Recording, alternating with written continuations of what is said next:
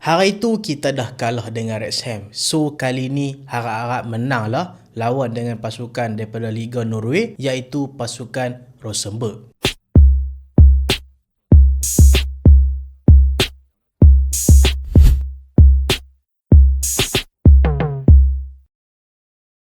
Assalamualaikum dan selamat datang ke Pala Bola United. So dalam video kali ni kita nak buat preview untuk game Manchester United yang akan lawan dengan pasukan Rosenborg. Untuk siapa-siapa yang tak tahu, Manchester United akan main lawan dengan pasukan Rosenborg pada Jumaat malam. Tapi senang cerita pada hari Sabtu lah, Jumaat malam Sabtu. Aku pun pening nak cerita macam mana, tapi macam tu lah. Manchester United akan lawan dengan wakil daripada Liga Norway iaitu pasukan Rosenborg. Kalau hampa nak tahu, lah ni dekat Liga Norway, mereka dah mula Liga dah tahu. Kalau kita ingat balik masa UCL hari tu, pernah ada isu yang pasukan Bodo Glimt, sebab depa daripada Liga Norway juga. Depa waktu tu depa tengah lawan Inter Milan dalam keadaan depa dah habis musim. So kali ni kita tengok tim-tim daripada Europe kebanyakannya tengah pre-season, tapi Liga Norway depa ada jadual tersendiri. Lah ni Liga Norway dah masuk matchday ke-15 dah pun. Tapi pasal apa pasukan Rosenborg, walaupun depa dah start musim depa, still depa terima untuk lawan dengan Manchester United. Kalau kita fikir logik, siapa tak mau lawan dengan Manchester United kan? So bila lawan dengan Manchester United,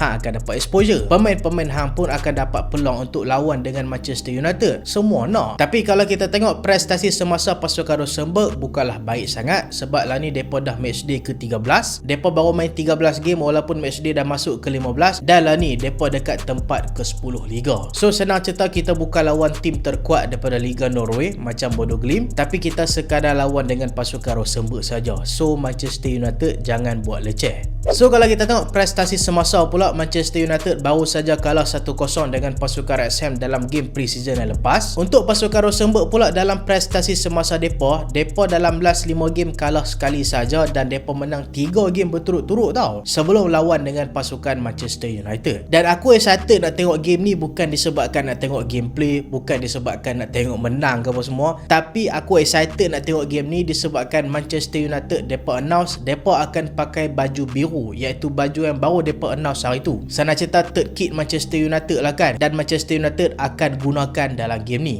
So apa expectation yang kita boleh bagi dekat squad Manchester United yang akan lawan dengan pasukan Rosenborg? Expectation untuk squad Manchester United lawan dengan pasukan Rosenborg aku rasa mungkin lebih kurang sama macam game lepas lawan dengan pasukan Wrexham. Mungkin first half Kerry akan gunakan pemain senior, dan second half mungkin Kerry akan gunakan pemain yang lebih muda daripada akademi. Ataupun dalam game kali ni Kerry akan campurkan pemain yang perform game lepas, tapi still akan rotate squad masa second half. Kalau kita tengok travelling squad untuk Manchester United lawan dengan pasukan Rosenborg, Manchester United dah bagi update squad yang akan join Manchester United lawan dengan pasukan Rosenborg ni lebih kurang sama dengan squad masa lawan dengan pasukan Wrexham. Yang pertama, pemain-pemain yang main dekat Piala Dunia masih lagi tengah bercuti macam Bruno, Dalot, Mazraoui dan ramai lagi lah. Tapi ada dua pengecualian, walaupun dua pemain ni tak main dekat Piala Dunia, depa juga takkan join travelling squad lawan dengan pasukan Rosenborg. Dua pemain tu adalah goalkeeper baru kita iaitu Karl Darlow yang dibeli daripada pasukan Leeds United, dan yang kedua adalah striker utama Manchester United Benjamin Sesko. Tapi depa dua ni dikatakan bukanlah ada kecederaan berat, cuma depa masih lagi belum 100% daripada segi fitness, dan Manchester United bagi tahu depa ni kemungkinan besar akan ready sebelum start musim dalam EPL, ataupun mungkin beberapa game pre-season depa akan sempat main.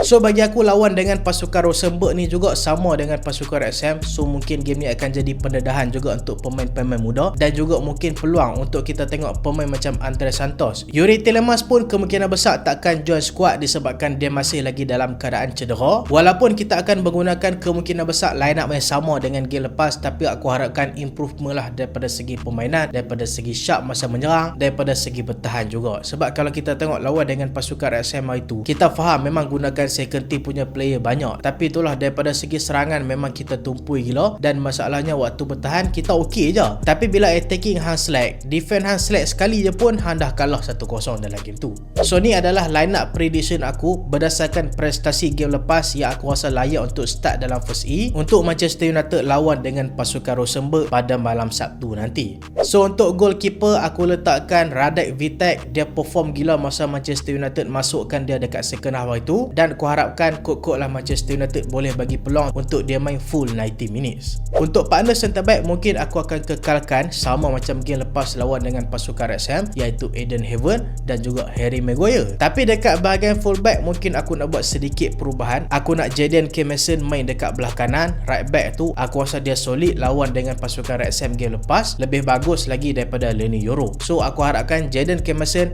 start dalam game ni. Untuk left back pula aku harapkan Carrick bagi lebih peluang kepada Harry Amas, sebab kita nampak desire dia untuk main, intensity dia lebih baik daripada Luke Shaw dalam game lepas. So aku harapkan Harry Amas start dekat bahagian left back. So kalau kita tengok back 4 pilihan aku, Maguire, Eden kekal, Jadon Mason dekat belah kanan dan dekat bahagian kiri adalah Harry Amas. So masuk dekat bahagian tengah pula mungkin aku akan kekalkan beberapa pemain utama. So untuk bahagian midfield pula aku akan kekalkan juga pivot macam game lepas, iaitu Mason Mount dan juga Andre Santos. Walaupun Andre Santos tak adalah perform sangat lawan dengan pasukan Wrexham, tapi aku rasa dia patut start untuk bagi dia exposure dan juga bagi dia sesuai dengan skuad Manchester United. Tapi ada sedikit perubahan aku harapkan Carrick gunakan dekat attacking midfield. Aku tak mau Joshua Zirkzee main dekat striker, tapi aku nak Joshua Zirkzee main dekat attacking midfield. Aku rasa kalau Zirkzee main dekat attacking midfield mungkin lagi function. Kalau compare Carrick startkan Fletcher, tak kira lah Jack ke Tyler ke, aku rasa dua-dua tu sama saja. Aku rasa Zirkzee patut start dekat bahagian attacking midfield. So bila Zirkzee main dekat attacking midfield akan ada perubahan dekat bahagian serangan pilihan aku. Dekat right wing pilihan utama aku adalah Shea Lacy. Dia memang tunjukkan dia nak main dalam game lepas. Nampaklah kalau game lepas masa dia masuk second half, kalau kita tengok front three pasukan Manchester United masa tu, Shea Lacy, Ethan Whitley dan juga Ethan William. Bagi aku masa tu Shea Lacy je yang bersinar. So aku rasa Shea Lacy patut start dalam game ni. Dan dekat bahagian kiri kekalkan Patrick Dorgu, tapi dekat bahagian serangan mainkan Bryan Mbeumo. Sebab Mbeumo pun boleh main striker juga kan. So aku rasa better mainkan Mbeumo yang ada finishing lagi tajam, yang lebih agresif compare dengan Zirkzee. Zirkzee kita mungkin boleh manfaatkan dia punya first touch, dia punya link up play untuk bantu Manchester United punya serangan dekat posisi attacking midfield. So apa skor prediction aku untuk Manchester United lawan dengan pasukan Rosenborg ni ya. Sebelum ni kalau tengok lawan dengan Wrexham, aku expect Manchester United menang 2-0. tapi itulah kan, bila kita tengok performance Manchester United game lepas, aku tak mau bagi expectation tinggi. Aku nak tengok Manchester United main saja dan aku predict Manchester United menang 1-0. So apa prediction hampa untuk game ni dan apa expectation hampa? Hampa harapkan Manchester United turunkan skuad terkuat ke ataupun patut mainkan play-play muda? Cuba komen dekat bawah. Dan apa prediction hampa untuk game ni? Boleh komen juga kat bawah, okey? So itulah video kali ini dan terima kasih sebab tengok sampai habis. Jangan lupa like, jangan lupa share, jangan lupa subscribe. Aku Solehan, Assalamualaikum.